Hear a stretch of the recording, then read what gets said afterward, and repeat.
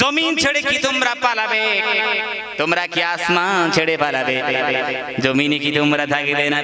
আমি আল্লাহ রাব্বুল আলামিনের ভয়ে, আমি আল্লাহ রাব্বুল আলামিনের ইবাদতের ভয়ে তোমরা কি জমিন ছেড়ে চলে যাবে?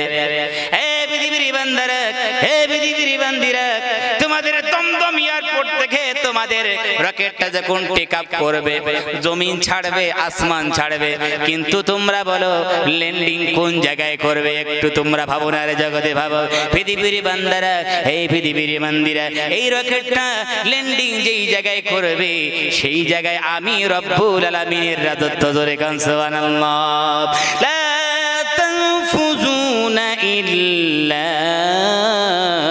বিসুলতান।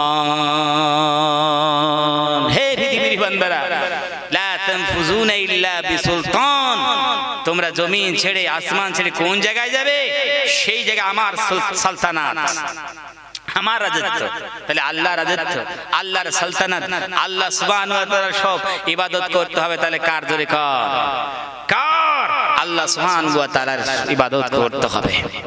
আমার শোনাচ্ছেন ভাইরা, আজ আমরা পার্থিব জীবনকে অগ্রাধিকার দিয়েছি।